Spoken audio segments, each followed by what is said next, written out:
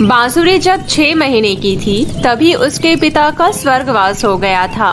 तब बांसुरी की मां गंगा ने अपने आप को बड़ी मुश्किल से संभाला और अपनी नन्ही सी बेटी का पालन पोषण करने के लिए एक स्कूल में सफाई का काम करने लगी। ऐसे ही 6 साल गुजर गए। एक दिन गंगा ने स्कूल के प्रिंसिपल से गुजारिश की, प्रिंसिपल मैडम, मेरी बेटी बांसुरी 6 साल की हो गई है, उसे भी अपने स्कूल में भर्ती कर लीजिए। लेकिन गंगा, हमारे स्कूल की फीस तुम्हारी सैलरी से भी ज्यादा है, क्या तुम स्कूल की फीस भर पाओगी? मैडम, आप तो जानती हैं कि मैं कितनी गरीब हूँ, मैं इतने पैसे कहाँ से दे पाऊंगी। अगर आप दया करके बांसुरी की स्कूल फीस माफ कर देंगी तो आपकी बहुत मेहरबानी होगी, प्लीज मैडम। ठीक है गंगा, तुम इतना कह रही हो तो कल से अपनी बेटी को स्कूल ले आना, मैं उसका एडमिशन यहाँ कर दूंगी। आपका बहुत बहुत धन्यवाद मैडम जी। दूसरे दिन गंगा अपनी बेटी बांसुरी को लेकर स्कूल आती है। प्रिंसिपल ने देखा कि बांसुरी गंजी थी। अरे गंगा, तुम्हारी बेटी तो गंजी है। मैडम जी, जब ये छोटी थी तब इसका मुंडन कराया था, उसके बाद इसके सिर पर बाल ही नहीं आए। ओह अच्छा, ठीक है। प्रिंसिपल ने बांसुरी का एडमिशन स्कूल में कर लिया। बांसुरी जब अपनी कक्षा में पहुंची तो सभी बच्चे उसे गंजी कहकर चिढ़ाने लगे। गंजी गंजी गंजी। क्लास टीचर ललिता ने भी बांसुरी को देखकर मुंह बना लिया। ये गंजी लड़की कौन है? दिखने में तो बहुत गरीब लग रही है। इस गरीब का इतने महंगे स्कूल में एडमिशन कैसे हो गया? मैडम जी, मेरी माँ इस स्कूल में सफाई का काम करती है। ओह अच्छा, तो तुम उस गरीब गंगा की बेटी हो जो पूरे स्कूल में झाड़ू पोछा करती है। उफ, एक तो गरीब, ऊपर से गंजी। जाओ बैठ जाओ। बांसुरी आगे वाली बेंच पर बैठने लगती है। तभी क्लास टीचर बोलती है, तुम्हें बेंच पर बैठने के लिए किसने कहा? पीछे जाकर जमीन पर बैठो।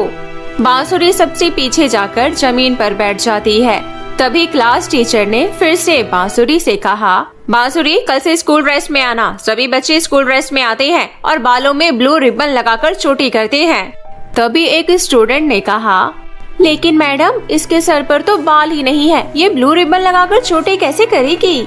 उस बच्चे की बात सुनकर सभी हंसने लगते हैं। बांसुरी के गंजेपन के कारण सभी उसके साथ बहुत बदतमीजी करने लगे। ए गंजी, चल मेरा जूता साफ कर। लेकिन मैं तुम्हारा जूता क्यों साफ करूं?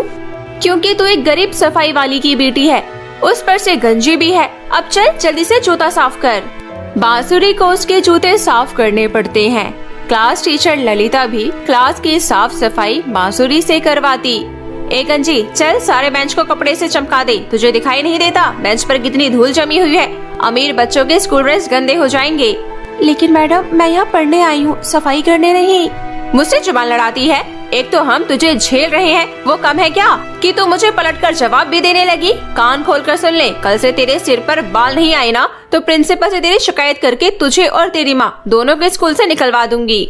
टीचर की बात सुनकर बांसुरी बहुत परेशान हो जाती है।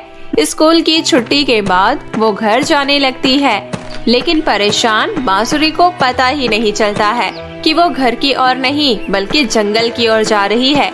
वो रास्ते में एक पेड़ के नीचे बैठ जाती है और रोने लगती है। मैं एक ही दिन में अपने सिर पर बाल कहाँ से लाऊं? अगर मेरे सिर पर बाल नहीं आए तो ललिता मैडम मुझे और माँ दोनों को स्कूल से निकलवा देंगी, फिर माँ की नौकरी भी छूट जाएगी। हे भगवान, तुमने मुझे गंजा क्यों बनाया? बांसुरी रो रो कर भगवान से प्रार्थना कर रही थी। तभी वहाँ पर एक बूढ़ी औरत आती है। अरे बेटी, तुम इस घने जंगल में क्या कर रही हो और तुम रो क्यों रही हो? बांसुरी ने देखा कि उस औरत के बाल बहुत लंबे और घने थे जो जमीन को छू रहे थे। क्या मैं जंगल पहुंच गई? हाँ, तुम जंगल में हो। ये बहुत खतरनाक जंगल है। यहाँ जंगली जानवर रहते हैं जो तुम्हें खा जाएंगे। अच्छा ही होगा अगर जानवर मुझे खा जाएंगे, मुझे इस जिंदगी से छुटकारा मिल जाएगा। क्या बात है, तुम क्यों परेशान हो? मुझे बताओ, शायद मैं तुम्हारी परेशानी दूर कर सकूं। मेरी परेशानी मेरा गंजापन है, मेरे सिर पर बाल नहीं है, इसलिए स्कूल में सब मेरा मजाक उड़ाते हैं। अब तो ललिता मैडम ने कह दिया है कि कल तक मेरे सर पर बाल नहीं आए तो वो मुझे और मेरी माँ को स्कूल से निकलवा देंगी। हम लोग बहुत गरीब हैं, अगर मेरी माँ को काम से निकाल दिया तो हम लोग भूखे मर जाएंगे। ओहो, तुम परेशान मत हो, तुम्हारे सर पर भी बाल आ जाएंगे। मैं एक जादूगरनी हूँ। मैं ऐसा जादू करूँगी कि जो लोग तुम्हारा मजाक उड़ाते हैं और तुम्हारे साथ बुरा व्यवहार करते हैं, उनके सिर के बाल उड़कर तुम्हारे सिर पर आ जाएंगे। वे लोग गंजे हो जाएंगे। कैसा हो सकता है? हाँ, बिल्कुल हो सकता है। इसके बाद बूढ़ी जादूगरनी ने अपनी आंख बंद करके कुछ मंत्र पढ़े और बांसुरी के सर पर एक फूंक मारा, जिसके बाद ललिता मैडम और उन सभी स्कूल बच्चों के सर से उनके बाल उड़ने लगे और वे सभी आकर बांसुरी के सर पर लग गए। एक साथ इतने सारे लोगों के बाल लगने के कारण बांसुरी के सर पर अचानक बहुत ही लंबे और घने बाल आ गए। इधर ललिता मैडम और सारे स्कूल बच्चे एक साथ गंजे हो गए। टीचर ललिता बोलती है, अरे मेरे सर के बाल कहाँ चले गए? मैं गंजे कैसे हो गई? अब मैं स्कूल कैसे जाऊंगी? मैं उस गरीब और गंजी बांसुरी के साथ बुरा व्यवहार करती थी, कहीं ये सब उसी का नतीजा तो नहीं? ललिता मैडम फूट फूट कर रोने लगती है। इधर स्कूल के बच्चे भी अपने आप को गंजा देखकर रोने लगते हैं। दूसरे दिन बांसुरी स्कूल पहुंची तो सबने देखा कि उसके सिर पर बहुत लंबे बाल थे। ललिता मैडम और बच्चों के सिर पर बाल नहीं थे। बांसुरी के सर पर अचानक इतने लंबे बाल देखकर सबको हैरानी हुई। तभी टीचर ललिता बांसुरी से कहती है, बांसुरी, तुम्हारे सर पर एक ही रात में इतने लंबे बाल कैसे आ गए? ये सब अपने अपने कर्मों का फल है मैडम। मेरे गंजेपन के कारण आप मुझे और मेरी माँ को स्कूल से निकलवाना चाहती थी ना। अब आप लोग गंजे हो गए। अब मैं आप लोगों की शिकायत करके आप लोगों को स्कूल से निकलवा दूंगी। बांसुरी की बात सुनकर ललिता मैडम ने हाथ जोड़कर उससे कहा, नहीं बांसुरी, ऐसा मत करना। मुझसे बहुत बड़ी गलती हो गई, मुझे माफ कर दो। अगर मेरी नौकरी चली गई तो मेरा और मेरे परिवार का गुजारा कैसे होगा? क्लास के बच्चों ने भी बांसुरी से माफी मांगी और वादा किया कि वे सभी अब कभी बांसुरी के साथ बदतमीजी नहीं करेंगे। ठीक है, मैंने आप लोगों को माफ किया, लेकिन बांसुरी, हमारे सिर पर दोबारा बाल कैसे आएंगे? हम सब गंजे नहीं होना चाहते। अगर मेरे सिर पर बाल नहीं आए तो मेरी शादी नहीं होगी। आप सभी के सिर पर दोबारा बाल आ जाएंगे, लेकिन आप लोगों को मेरी बात माननी होगी। ललिता मैडम और सभी बच्चों ने बांसुरी से वादा किया कि वो जो कहेगी वे लोग वही करेंगे। ठीक है, तो सबसे पहले ललिता मैडम, आप पूरी क्लास के बेंच को कपड़ों से चमकाए। उसके बाद आप मेरे बालों में कंघी करके उसकी चोटी बनाएंगी और उसमें ब्लू रिबन लगाएंगी और बाकी बच्चे क्लासरूम में झाड़ू लगाएंगे। बांसुरी के इतना कहते ही सब अपने अपने काम में लग गए।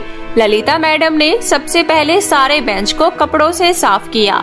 उसके बाद वे बांसुरी के बालों को कंघी करने लगी, लेकिन बांसुरी के बाल इतने लंबे थे कि वे ललिता मैडम से संभल ही नहीं रहे थे। ललिता मैडम, अगर मेरे बालों को कुछ हुआ और चोटी अच्छी नहीं बनी तो याद रखना, आप हमेशा के लिए गंजी ही रहोगी।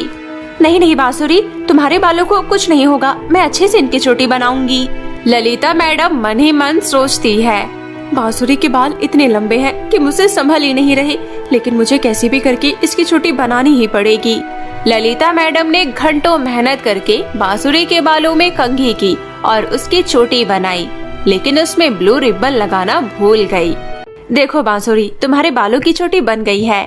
बांसुरी ने आईने में अपनी चोटी देखी और गुस्से में कहा, ये तुमने कैसे चोटी बनाई है? इसमें ब्लू रिबन तो लगाया ही नहीं। अब तुम्हें पूरी जिंदगी गंजा रहना पड़ेगा। ललिता मैडम रोने लगी। नहीं बांसुरी, ऐसा मत करो, मुझे माफ कर दो। अब समझ में आया कि किसी के गंजेपन को लेकर उसको परेशान करना कितनी बुरी बात है। ललिता मैडम, आप आज अपने गंजेपन के कारण रो रही हो। आपने कभी सोचा कि जब आप और क्लास के सभी बच्चे मेरी गरीबी और गंजेपन के कारण मुझे सताते थे, तब मुझ पर क्या गुजरती होगी? हम सब समझ गए हैं, अब आगे से ऐसा कभी नहीं होगा। क्लास के बच्चे बांसुरी से कहते हैं, बांसुरी, अब से ऐसा नहीं होगा। हम किसी गंजे का मजाक नहीं उड़ाएंगे और न ही उसे परेशान करेंगे। ठीक है, कल तुम सबके बाल वापस आ जाएंगे। उस दिन स्कूल की छुट्टी होने के बाद बांसुरी जंगल में उसी जगह पर जाती है और बूढ़ी जादूगरनी को याद करती है। तभी बूढ़ी जादूगरनी वहाँ आ जाती है। क्या बात है बांसुरी, तुमने मुझे क्यों बुलाया? मैं चाहती हूँ कि उन सभी के सर पर बाल वापस आ जाए जिन्हें आपने गंजा किया था, लेकिन मेरे सर के बाल ऐसे ही लंबे और घने रहे। ठीक है बांसुरी, ऐसा ही होगा। बूढ़ी जादूगरनी ने कुछ मंत्र पढ़े, जिसके बाद ललिता मैडम और क्लास के सभी बच्चों के सिर पर बाल वापस आ गए और बांसुरी के बाल वैसे ही लंबे और घने थे। उस दिन के बाद से किसी ने भी बांसुरी को परेशान नहीं किया। सिंड्रेला का जादुई मेकअप किट। बहुत समय पहले की बात है। रामनगर नाम के राज्य में सभी लोग अपना जीवन खुशी खुशी व्यतीत कर रहे थे। उसी राज्य में एक सिंड्रेला नाम की लड़की अपनी सौतेली माँ और बहन के साथ रहती थी। सिंड्रेला की माँ के मर जाने के बाद उसके पिता ने दूसरी शादी कर ली थी। इसी वजह से सिंड्रेला को उसकी सौतेली माँ और बहन के साथ रहना पड़ता था। सिंड्रेला के पापा जब भी काम पर चले जाते थे तब उसकी सौतेली माँ अनामिका उससे बहुत काम करवाती थी। अनामिका बस अपनी बेटी रिंकी को ही प्यार करती थी। समय के साथ दोनों बहनें बड़ी हो गई। सिंड्रेला ने तो बचपन से ही बस घर का काम किया था और अभी भी उसे घर का काम ही करना पड़ता था। लेकिन रिंकी ने अपना एक पार्लर खोल लिया था जिसमें रिंकी लोगों का मेकअप किया करती थी। थोड़े समय में ही रिंकी के पास ग्राहक आने लगे। अब उसकी अच्छी खासी कमाई भी हो जाती थी। लेकिन सिंड्रेला तो पूरे दिन घर के कामों में ही व्यस्त रहती थी। अनामिका उससे कोल्हू के बैल की तरह काम करवाती थी। एक दिन की बात है। रिंकी अपने लिए बहुत सुंदर मेकअप खरीद कर लाती है और अपनी माँ को दिखाते हुए कहती है, माँ देखो ना, मैंने ये मेकअप खरीदा है, बहुत महंगा है, बताओ जरा कैसा है। अरे वाह, ये तो कोई महंगे ब्रांड का मेकअप लग रहा है। वहीं पर सिंड्रेला भी झाड़ू लगा रही थी। उसे भी मेकअप किट बहुत अच्छा लगता है। वो रिंकी से कहती है, रिंकी तुम्हारे पास तो बहुत सारे मेकअप किट है ना, एक मुझे भी दे दो, मेरा भी मन करता है मेकअप लगाने का। सिंड्रेला की ये बात सुनते ही रिंकी को गुस्सा आ जाता है। तभी अनामिका कहती है, तू यहाँ काम कर रही है या हम दोनों की बातें सुन रही है? मेरी बेटी तेरी तरह मुफ्त की रोटियां नहीं तोड़ती, समझी? अपना कमाती है, उसी से अपना सामान खरीदती है, तेरी तरह दूसरों के भरोसे नहीं पड़ी रहती। लेकिन माँ, मैं तो चाहती हूँ कि मैं बाहर जाकर कमाऊँ, पर आप ही मुझे जाने नहीं देती हूँ। आप तो मुझे रिंकी के पार्लर तक भी नहीं जाने देती हूँ। चुप कर, मेरे से जुबान लड़ाने की जरूरत नहीं है। जो काम कर रही है चुपचाप कर, फालतू बकवास मत कर, और आइंदा से हम दोनों माँ बेटी के बीच की बातें सुनने की कोई जरूरत नहीं है। फिर सिंड्रेला वहाँ से चली जाती है। अनामिका और रिंकी कभी सिंड्रेला को पार्लर में नहीं जाने देते थे। सिंड्रेला को भी बहुत अच्छा मेकअप करना आता था। उसका भी पार्लर जाकर लोगों का मेकअप करने का बहुत मन रहता था, परंतु वो अपनी सौतेली माँ की इजाजत के बगैर कैसे जा सकती थी। वो बेचारी उदास होकर अपने कमरे में चली जाती है और मन ही मन सोचती है, मेरा हमेशा से सपना था कि मैं अपना एक पार्लर खोलूं और लोगों का बहुत सुंदर सुंदर मेकअप करूं, लेकिन शायद मेरी किस्मत में ये सब नहीं है। पता नहीं रिंकी और माँ मुझसे क्यों नफरत करती हैं। मैं तो इनकी सारी बात मानती हूँ। पिताजी को तो काम से ही फुर्सत नहीं है, वो भला मुझ पर क्या ही ध्यान देंगे। ऐसा सोचते सोचते सिंड्रेला की आंख लग जाती है और वो सो जाती है। थोड़ी देर बाद अनामिका वहाँ आती है और जोर से चिल्लाने लगती है, घर में सारे काम पड़े हैं और ये महारानी खर्राटे ले रही है। और जल्दी, मुझे और मेरी बेटी को भूख लगी है, हमारे लिए खाना बना। आजकल मैंने डांटना क्या कम कर दिया, तू तो मेरे सर चढ़ने लगी। सिंड्रेला फटाफट उठती है और काम में लग जाती है। आज सफाई करते करते अनामिका का मन करता है कि वो अपनी माँ की अलमारी खोलकर देखे। वो मन ही मन सोचती है, आज तक कभी किसी ने माँ की अलमारी नहीं खोली। मुझे मेरी असली माँ का चेहरा तो ठीक से याद नहीं है, लेकिन आज मैं उनका सामान देखती हूँ। ऐसा सोचकर सिंड्रेला अलमारी खोलकर देखने लगती है। अंदर उसके बचपन की कुछ फोटो और उसकी माँ के पुराने कपड़े थे। इन सब के बीच एक चीज चमक रही थी। सिंड्रेला उसे फट से उठा लेती है। अरे वाह, ये तो मेकअप किट है और वो भी इतना सुंदर। ये दिखने में तो पुराने जैसा बिल्कुल नहीं लग रहा। तभी मेकअप किट से आवाज आती है, सिंड्रेला, मुझे कोई साधारण मेकअप किट मत समझना, मैं एक जादुई मेकअप किट हूँ। तुम्हारी माँ मेरा इस्तेमाल किया करती थी, लेकिन तुम्हारी माँ के मरने के बाद आज तक मुझे किसी ने यहाँ से निकाला ही नहीं था। पर आज तुमने मुझे यहाँ से निकाला, इसलिए आज से मैं तुम्हारी गुलाम हो गई। तुम्हें मुझसे जो भी चीज चाहिए होगी तुम मुझे बताना, मैं तुम्हारी सारी इच्छा पूरी करूँगी। सिंड्रेला ये सब सुन बहुत खुश होती है। अब तो उसकी खुशी का कोई ठिकाना ही नहीं था। अच्छा, अगर ये सच है तो जल्दी जल्दी पूरे घर का काम कर दो और बहुत स्वादिष्ट स्वादिष्ट भोजन भी बना दो। उसके ऐसा कहते ही सिंड्रेला के पूरे घर का काम हो जाता है और किचन से बहुत स्वादिष्ट भोजन की खुशबू भी आने लगती है। सिंड्रेला दौड़कर किचन में जाती है तो वहाँ पर बहुत स्वादिष्ट भोजन बना हुआ रखा था। वो तुरंत अपनी बहन और माँ के लिए खाना परोस देती है। खाना इतनी जल्दी बना हुआ देख अनामिका कहती है, क्या बात है, डांट सुनने के बाद तेरे अंदर फुर्ती आ गई क्या? तूने तो बड़ी जल्दी खाना बना दिया और घर भी सारा साफ लग रहा है। सिंड्रेला कुछ नहीं कहती है और मुस्कुराकर वापस अपने कमरे में आ जाती है। काफी दिनों तक इसी तरह चलता रहता है। एक दिन सिंड्रेला की सुबह 6 बजे आँख खुलती है। फिर वो सोचती है, अरे अभी तो 6 ही बजे हैं, दोबारा सो जाती हूँ। वैसे भी घर का काम कौन सा मुझे करना है। ऐसा सोचकर सिंड्रेला फिर से सो जाती है। अब 10 बज जाते हैं लेकिन उसकी आँख नहीं खुलती। दूसरी तरफ जब रिंकी तैयार होकर ब्रेकफास्ट के लिए आती है तो वो देखती है कि सिंड्रेला तो अभी तक सोकर ही नहीं उठी। ये सब देख उसे बहुत गुस्सा आता है और वो अपनी माँ के पास जाकर कहती है, माँ, तुम्हें उस लड़की को इतना सर पर नहीं चढ़ाना चाहिए। मेरे पार्लर जाने का समय हो गया है लेकिन अभी तक उसने ब्रेकफास्ट रेडी नहीं किया। अब आप ही बताइए, क्या मैं भूखे पार्लर जाऊँ? अनामिका को रिंकी की ये बात सुनकर बहुत गुस्सा आता है। वो सिंड्रेला के कमरे में जाती है और एक बाल्टी पानी उसके ऊपर डाल देती है। सिंड्रेला एकदम से उठती है और अपनी माँ और बहन को देखकर थोड़ी डर जाती है। मुझे माफ कर दो माँ, प्लीज प्लीज मुझे माफ कर दो। अनामिका सिंड्रेला के बाल पकड़कर उसे किचन में लेकर जाती है और कहती है, मैं यहीं पर खड़ी हूँ, फटाफट मेरी बेटी के लिए नाश्ता बना। अनामिका के सामने सिंड्रेला मेकअप किट से जादू नहीं करवा सकती थी, इसलिए वो खुद ही जल्दी जल्दी ब्रेकफास्ट बनाने लगती है। जल्दीबाजी में उसके हाथ से बनी बनाई चाय गिर जाती है और वो अनामिका के पैरों पर लग जाती है। अनामिका के पैर जल जाते हैं। बदतमीज लड़की, तूने ये जानबूझकर किया है ना? क्योंकि मैंने तुझे डांटा, तेरा बहुत हो गया।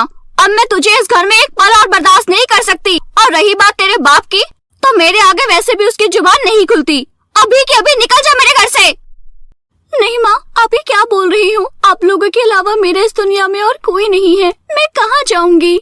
लेकिन अनामिका सिंड्रेला की एक नहीं सुनती और उसे धक्के मारकर घर से बाहर निकाल देती है। सिंड्रेला पूरे दिन घर के आसपास भटकती रहती है। पता नहीं माँ ने मुझे घर से क्यों निकाल दिया। अरे हाँ, मुझे चिंता करने की तो कोई जरूरत ही नहीं है। मेरे पास तो जादुई मेकअप किट है, लेकिन वो तो मेरे कमरे में है। मैं घर के अंदर कैसे जाऊँ? सिंड्रेला बहुत हिम्मत करके दरवाजा खटखटाती है। तू दोबारा आ गई? मैंने कहा था ना दोबारा मत आना। मैं यहाँ से हमेशा हमेशा के लिए चली जाऊंगी माँ, बस मुझे अपनी माँ की फोटो चाहिए। अनामिका सिंड्रेला की ये बात सुनकर उसकी माँ का सारा सामान उठाकर बाहर फेंक देती है। सिंड्रेला सारा सामान उठा लेती है, उसी में जादुई मेकअप किट भी थी। सिंड्रेला उसे लेकर एक सुनसान जगह पर जाती है और कहती है, जादुई मेकअप किट, तुम मेरे लिए यहाँ पर एक छोटा सा घर बना दो जिसमें मैं अपना सर छुपा सकूं। तभी वहाँ पर एक छोटा और प्यारा सा घर प्रकट हो जाता है। सिंड्रेला जब उसके अंदर जाती है तो वो जादुई मेकअप किट से अपनी जरूरतों की सारी चीजें मांग लेती है। वो कुछ दिनों तक अपना गुजारा मेकअप किट के भरोसे करती है, लेकिन उसके बाद वो अपना एक शानदार सा ब्यूटी पार्लर खोल लेती है और उसी जादुई मेकअप किट से लोगों का मेकअप करने लगती है। उस मेकअप किट से लोगों का मेकअप करने पर मेकअप बहुत ही सुंदर होता था, इसलिए उसके पार्लर में बहुत सारे ग्राहक आने लगते हैं और इसी तरह वो बहुत पैसा कमाने लगती है और देखते ही देखते उस राज्य की सबसे अमीर लड़की बन जाती है। जब इस बात का पता उसके सौतेली माँ और बहन को लगा तो उन्हें बहुत गुस्सा आया। माँ, पार्लर तो मेरा भी है और मैं भी लोगों का इतना अच्छा मेकअप करती हूँ, लेकिन इतने कम समय में इतनी ज्यादा तरक्की उस सिंड्रेला को कैसे मिल सकती है? तुम सही कह रही हो बेटी, उस लड़की को तो मैं छोड़ूंगी नहीं। वो दोनों माँ बेटी बात कर ही रहे थे कि तभी वहाँ पर एक काला साया प्रकट होता है और उसमें से किसी औरत की आवाज आती है, मेरी बेटी की तरफ आंख उठाकर देखने की कोशिश भी मत करना, वरना मैं तुम दोनों की आंखें निकाल लूंगी। ये आवाज सुनकर दोनों माँ बेटी बहुत डर जाती है। कौन है यहाँ? मैं सिंड्रेला की असली माँ हूँ और तेरी सौतन। आज तक तूने मेरी बेटी को बहुत सताया और मैं कुछ नहीं कर सकी क्योंकि मैं मजबूर थी, लेकिन अब मैं आजाद हो चुकी हूँ। अब मेरी बेटी एक खुशहाल जीवन व्यतीत कर रही है। अगर अब तुमने उसके जीवन में कोई भी बाधा डालने की कोशिश की तो मैं तुम दोनों के टुकड़े टुकड़े कर दूंगी। मुझे माफ कर दो, हम दोनों माँ बेटी से बहुत बड़ी गलती हो गई। इसके बाद वो काला साया अनामिका और रिंकी को बिना कोई कष्ट पहुँचाए वहाँ से चली जाती है। लेकिन अब अनामिका और रिंकी के अंदर इतनी हिम्मत नहीं थी कि वो सिंड्रेला की तरफ आंख उठाकर भी देखे। कुछ दिनों बाद सिंड्रेला के पिता को सारी सच्चाई पता चली तो वो भी अपनी बेटी के साथ ही रहने लगे और दोनों बाप बेटी अपना जीवन हंसी खुशी व्यतीत करने लगे।